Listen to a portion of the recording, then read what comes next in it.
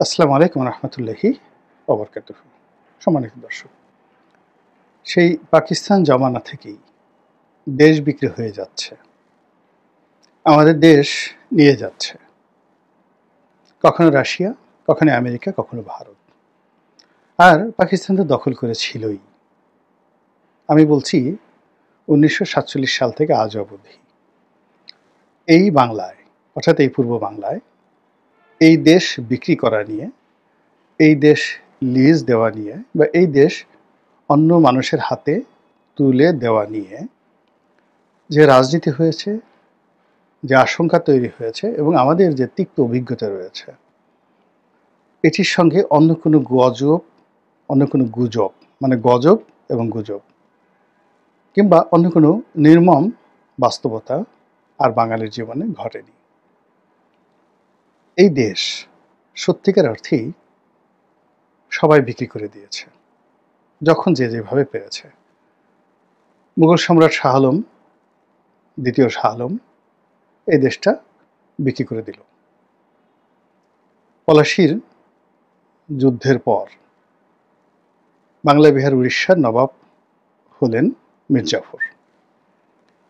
ইংরেজরা তাকে সরিয়ে মীর কাসিমকে বাংলার সেই নবাবি দেওয়া হলো।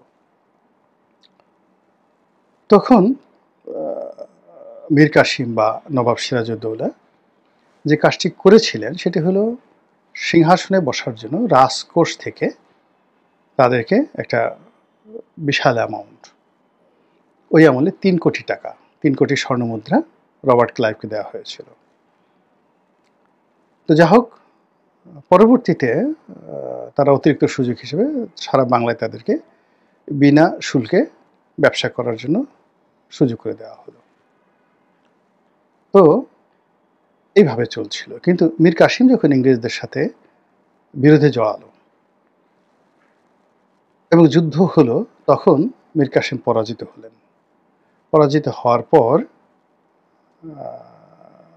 কি করলেন? মীর কাসিম পরাজিত হলেন। পরাজিত হওয়ার পরে মীর জাফরকে নিয়ে আবার বসানো হলো। তখন মীর কাসিম চলে গেলেন দিল্লিতে।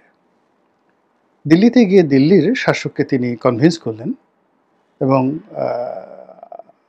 আরেকজন শাসক ছিলেন মুসলিম শাসক সুজাউদ্দৌলা। তো সুজাউদ্দৌলা এবং মীর কাসিম এবং সম্রাট দ্বিতীয় শাহ আলম, তারা সম্মিলিতভাবে বাংলা আক্রমণ করে ইংরেজদের বিরুদ্ধে যুদ্ধ করার চেষ্টা করলেন, কিন্তু পরাজিত হলেন।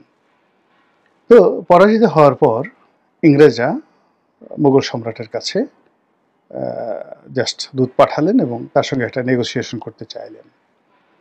এবং সেই নেগোসিয়েশনের যে ফলে কি হলো, ইংরেজ সরকার, মানে ইংরেজ সরকার না, ঠিক ইস্ট ইন্ডিয়া কোম্পানি এই প্রথম তারা কি করলো, মুঘল দরবারে 30 লক্ষ টাকা বার্ষিক তারা মানে রাজস্ব হিসেবে দেবে, বিনিময়ে বাংলা, বিহার, উড়িষ্যা থেকে তারা ইচ্ছা মতো শুল্ক কর আদায় করবে। এবং এই ফরমান যখন সম্রাট দিলেন, সঙ্গে সঙ্গে সেখানে মীর জাফরকে সরিয়ে লর্ড ওয়ারেন হেস্টিংস, তিনি এই প্রথম কোম্পানির গভর্নর জেনারেল হলেন। এইভাবে মুঘলরা প্রথম বাংলাকে বিক্রি করল।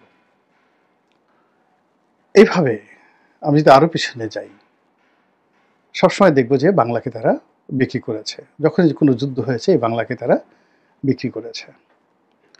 এই বাংলার বিভিন্ন অংশকে বিভিন্ন সময় শাসকরা তাদের প্রয়োজন মতো বিক্রি করেছে। কখনো কুমিল্লা অঞ্চলকে ত্রিপুরার রাজার কাছে বিক্রি করা হয়েছে, উপঢৌকন দেওয়া হয়েছে। কখনো মুর্শিদাবাদের রাজার কাছে সেই কুষ্টিয়া, মেহেরপুর এই অঞ্চল বিক্রি করে দেওয়া হয়েছে মহারাজা কৃষ্ণচন্দ্র তার সময়টিতে। তারপর আসামের রাজার কাছে সিলেটের বিরাট অংশ বিক্রি করে দেওয়া হয়েছে। এইভাবে বহুবার এই ঘটনা ঘটেছে, এই বাংলা বিক্রির ঘটনা ঘটেছে। এই ঢাকার নবাবদের কাছেও ইংরেজরা বাংলা আরেকবার বিক্রি করেছে। এইরকম এই বিক্রি হওয়ার পরে একেবারে সর্বশেষ এই বাংলা পাকিস্তানের কাছে বিক্রি করে দিয়ে গেছে লর্ড মাউন্ট ব্যাটেন। তো লর্ড মাউন্ট ব্যাটেন যেভাবে বিক্রি করছেন সেটা আরও অনেক সুন্দর কাহিনী। আপনি এটা ইন্ডিয়া উইন্স ফ্রিডম এই বইতে, মাওলানা আবুল কালাম আজাদের এই বইতে এই কাহিনী চমৎকারভাবে পড়তে পারবেন। তারপর যখন পাকিস্তানি শাসন শুরু হলো, তখন আমাদের মধ্যে একটা ভয় ছিল যে পাকিস্তান আমাদেরকে সম্মান দিচ্ছে না, মর্যাদা দিচ্ছে না। আমাদের দেশের রাজনীতিবিদরা এটাকে কাজে লাগিয়ে তারা এই দেশ ভারতের কাছে বিক্রি করার চেষ্টা করছে, বিকিয়ে দেওয়ার চেষ্টা করছে। পুরো পাকিস্তান জমানাতে এরকম প্রচার এবং প্রোপাগান্ডা ছিল। স্বাধীনতার পরে আওয়ামী লীগের বিরুদ্ধে সবচেয়ে বড় অভিযোগ ছিল সে ভারতের কাছে দেশ বিক্রি করে দেবে।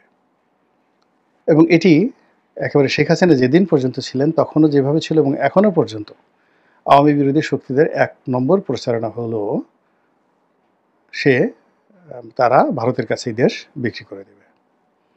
অন্যদিকে যারা বামপন্থী তাদের বক্তব্য হলো যে যারা বুর্জোয়া রাজনীতি করে, বিএনপি, আওয়ামী লীগ থেকে শুরু করে সবাই, যারা এই বাংলাদেশের সিআইএর দালাল, বড় বড় ব্যবসায়ী সম্প্রদায়, সেনাবাহিনীর কর্মকর্তা, তারা এই দেশ আমেরিকার কাছে বিক্রি করে দেবে এবং আমেরিকার যে সাম্রাজ্যবাদী শক্তি, এই বাংলা তারা অর্থনৈতিকভাবে কবজা করে এই বাংলার উপর আমেরিকার প্রভুত্ব চালু রাখবে। এবং এটা এখনও পর্যন্ত এই প্রচারণা চলছে, মার্কিন সাম্রাজ্যবাদ নিপাত যাক, আমরা এইভাবে স্লোগান দেখেছি। একইভাবে আবার যারা এই ডানপন্থী রাজনীতি করেন, সেই ডানপন্থী যারা রাজনীতি করেন এর মধ্যে দুটো গ্রুপ রয়েছে, একটা হলো ইসলামিস্ট আর একটা হলো নন ইসলামিস্ট। সেকুলার রাজনীতি করেন কিন্তু ডানপন্থী। এখন এই যে ডানপন্থী রাজনীতি করেন তাদের অভিযোগ হলো যে এরা রুশ আর চীনের দালাল, চাকর। এই দেশটি যেমন কমিউনিস্ট পার্টিকে বলা হতো যে তারা কমিউনিস্ট পার্টির দুটো অংশ, একটা হলো পিকিংপন্থী আর একটা হলো মস্কোপন্থী। এরা চীনের কাছে দেশ বিক্রি করবে আর এরা রাশিয়ার কাছে দেশ বিক্রি করবে। এভাবে পুরো 90-এর দশক পর্যন্ত বাংলাদেশে পাল্টা বিবৃতি চলেছে।